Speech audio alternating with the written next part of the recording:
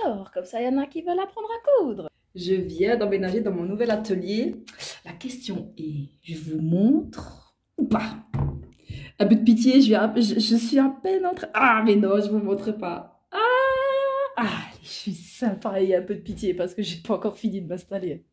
Et voilà, nouvel atelier, nouvelle disposition, nouvelle vie qui commence. Pour tous ceux qui ne me connaissent pas, c'est Kenzie Couture. Je vais vous mettre une playlist par là pour découvrir ma chaîne. Mais vraiment, n'hésitez pas à vous abonner, à partager, à regarder les vidéos tout simplement pour vous faire une idée de mon travail parce que c'est mon métier, je suis professionnelle et mon but c'est de partager un maximum avec vous. Et après, pour ceux qui veulent aller plus loin, venir en DM avec moi en coaching. D'ailleurs, à ce sujet, j'offre 45 minutes de mon temps à ceux qui le souhaitent. C'est vraiment 45 minutes du mindset, comme ils disent les Anglais, d'état d'esprit que vous pourrez appliquer même dans tous les domaines de votre vie. Pour ceux qui sont intéressés, vous pouvez me contacter sur Insta, TikTok et il y a aussi mon mail. Et dans mon Insta, vous pouvez aussi m'envoyer un message direct sur mon téléphone. Vraiment, n'hésitez pas parce que c'est vraiment des clés très importantes que je vais vous transmettre pour pouvoir vous dépasser et donc performer. Donc là, aujourd'hui, ce sera vraiment une vidéo spéciale débutant. Si vous n'essayez pas, si vous ne débutez pas, on passera jamais à l'action. Il n'y a pas besoin d'avoir je ne sais combien de matériel inutile pour débuter. Je sais que c'est un gros frein psychologique pour certains de croire qu'il faut être forcément suréquipé pour débuter la couture, mais pas du tout. Bien évidemment, très important, hein, une machine, ça c'est clair. Mais il n'y a pas besoin d'investir dans une machine industrielle ou... Voilà, ça c'est une machine familiale, bon, un niveau un peu au-dessus. Mais il y a des machines très abordables, un petit ciseau, un grand ciseau. Si vous avez besoin de matériel, dans la bio de la vidéo, il y a mon lien affilié Amazon où je vous ai fait une liste du matériel de couture.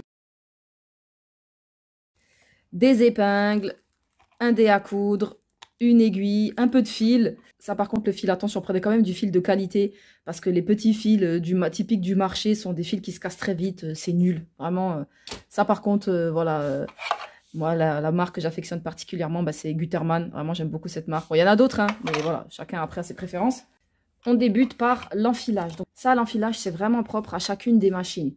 Maintenant, il est très très rare de trouver une machine où ce n'est pas dessiné. Bon, là, moi, la mienne, c'est pas dessiné parce que c'est ma petite mamie. Mais maintenant, sur quasiment toutes les machines qu'on vous vend, c'est dessiné en fait. Soit là, soit là. À chaque fois, il y a le petit 1, le petit 2, le petit 3. On vous montre ici. On va dire les grandes lignes, c'est souvent ça. On pose la bobine, d'accord? Si c'est une grande qui ne tient pas, vous pouvez placer un petit verre, vous pouvez placer là une petite tasse et vous faites venir le fil par là. Bon, ça existe, hein, les porte-cônes, hein, mais je trouve ça vraiment nul. Donc, notre fil avec ici une petite encoche à l'arrière. Hop, on y passe notre fil à l'intérieur. Ici, il y a toujours notre petite barre en fer. On passe sur la gauche. On descend, là on fait passer ici à l'intérieur, on remonte notre fil. C'est pas exactement comme ça pour toutes les machines, mais c'est très très souvent comme ça.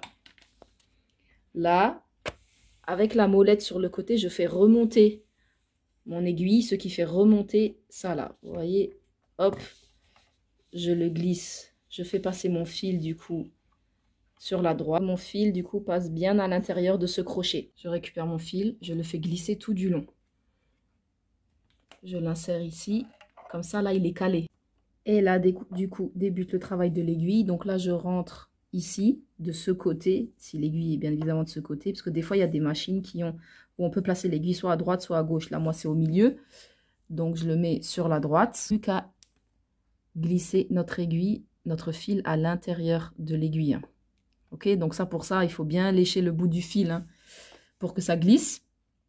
Mais de nos jours, il existe même pour faciliter aux débutants, je ne sais pas exactement comment ça s'appelle, mais le fil se met tout seul en fait. Ça facilite le fait de mettre l'aiguille. Bah, écoutez, voilà, moi je couturière professionnelle, du coup, j'utilise pas ce genre de choses, mais je sais que ça existe car il y a peu encore, j'ai rencontré un monsieur qui est venu m'acheter une machine et il m'a expliqué que ça existait. Il est débutant et comme lui, il est âgé, enfin, il a un certain âge, il n'utilise que ce principe-là.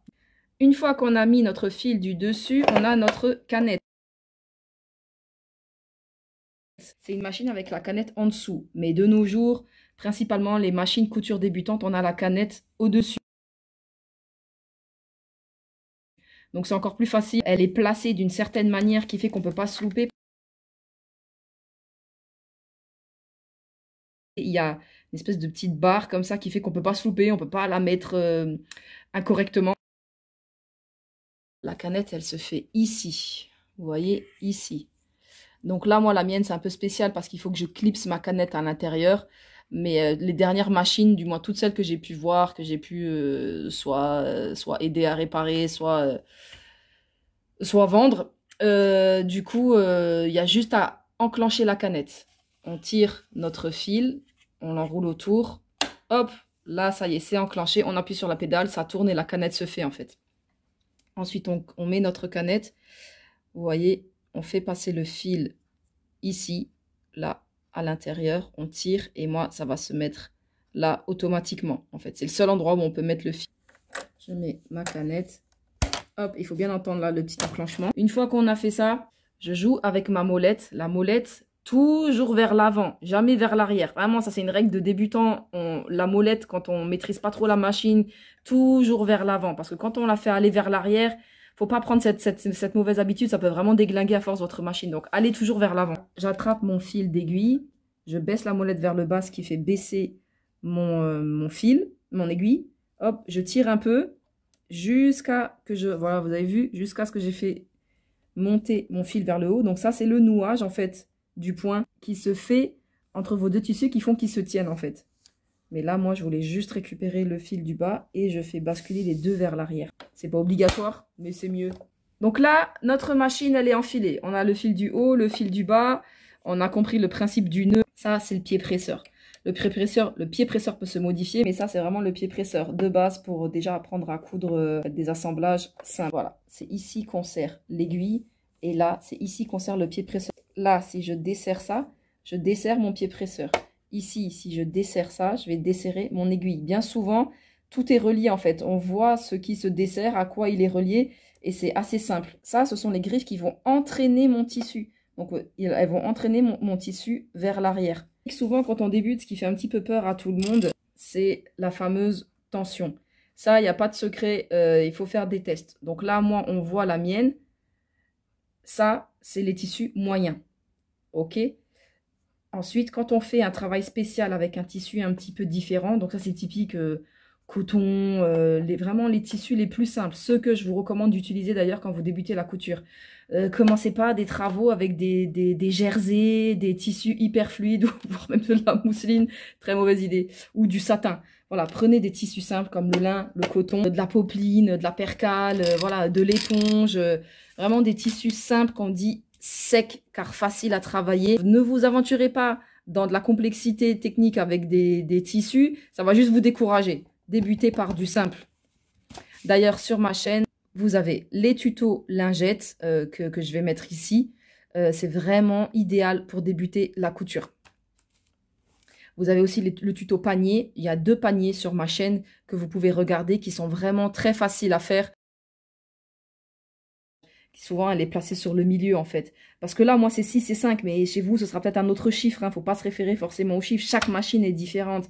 Mais il n'y a pas de secret. Même moi, je suis devant une machine que je ne connais pas. Je me mets sur le milieu. Comme là, moi, ça va jusqu'à 10. Bah, du coup, je suis sur le 5. Et je débute, je pique, je fais un essai. Donc, soit avec mon tissu avec lequel je vais faire mon projet, soit je suis vraiment ultra débutante. Et dans ce cas-là, ça, c'est ce que je fais avec mes enfants. On se met sur du papier. Les BEP couture, les CAP, même les CAP, BEP si je ne me trompe pas. Parce que moi, du coup, je suis allée en bac pro direct à cause de mon cursus. Et puis, j'ai passé mon BEP en candidat libre. Donc, je n'ai pas vraiment fait BEP, CAP. Du coup, vous prenez les feuilles. On allume la machine et on débute. Le but est vraiment d'appréhender la machine. Vous testez de piquer en appuyant donc sur votre pédale qui est en bas. Voilà, là, c'est vraiment le but, c'est vraiment d'appréhender votre pédale, les différentes vitesses. On va doucement, tout doucement. Attention quand on débute, je ne veux pas avoir les mains ici. Il n'y a pas du tout besoin. Vos mains, comme je vous ai expliqué, là, il y a les griffes. Donc, vos mains peuvent être assez loin, d'accord? Hop, on pique tout doucement et on avance. Et le but, c'est de piquer sur le trait et de voir qu'est-ce que ça fait quand on bouge. Donc là, pour l'instant, vous commencez droit. Mais après, vous pouvez vraiment faire des courbes, des ronds, voilà. Une fois qu'on est au bout, hop, une fois qu'on est au bout, on est là. Et moi, maintenant, je vais aller dans ce sens. Je soulève mon pied presseur, mais mon aiguille, elle est plantée dans la feuille. Je tourne, je rebaisse mon pied presseur et j'avance.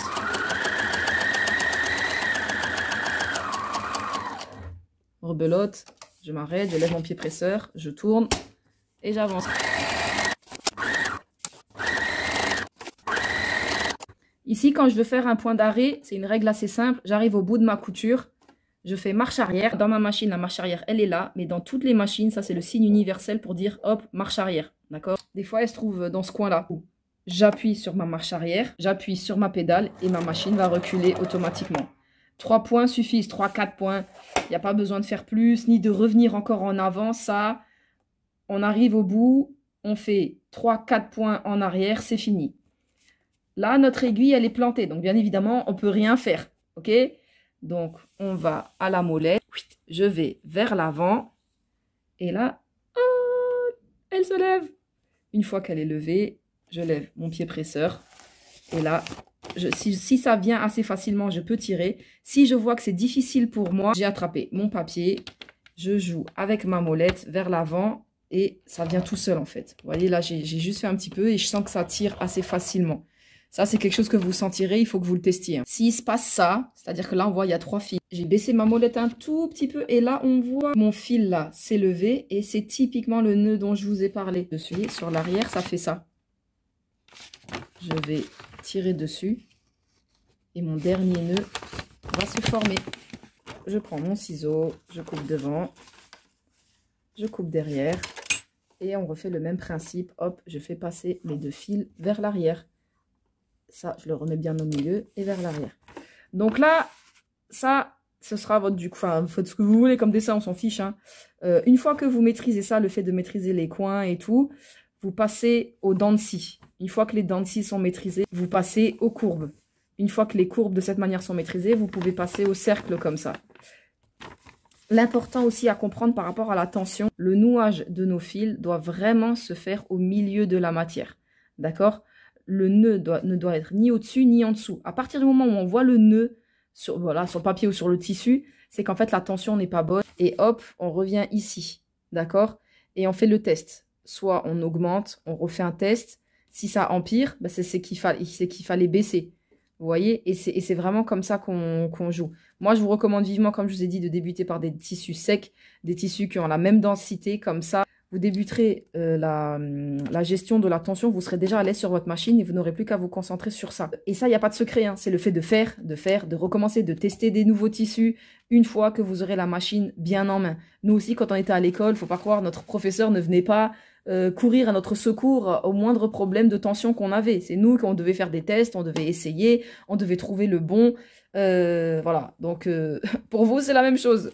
Après, quand le papier est maîtrisé, on passe au tissu. Une fois que vous maîtrisez ce que je vous ai dit, donc lingette, panier, vous pouvez passer au petit sac. J'ai fait aussi le tuto d'un petit sac de course qui est vraiment assez aisé à faire, mais qui commence quand même à montrer quelques aspects techniques de couture, mais vous pouvez le simplifier en fait en virant les poches, en virant la fermeture éclair par exemple.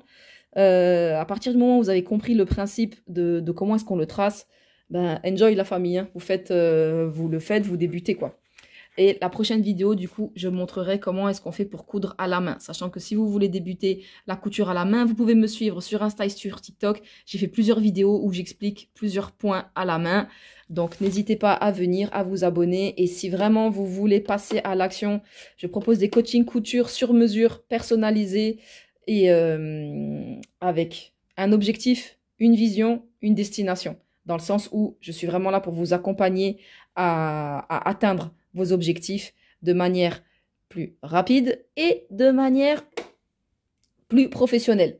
Donc, pour toutes celles qui se posent des questions, qui voudraient d'abord avoir un premier aperçu avec moi, comme je vous ai dit, j'offre 45 minutes de mon temps via Zoom où on discutera de vos freins ou de votre projet pour voir si je peux vous accompagner ou non. Donc voilà, merci de votre attention. Je fais de mon mieux pour ajouter de la valeur au fur et à mesure sur ma chaîne. Si vous avez des idées, n'hésitez pas à me contacter, à me les transmettre ou des améliorations. Voilà, je suis vraiment open tant que c'est constructif. Voilà, c'est tout pour moi pour aujourd'hui. Ciao, ciao.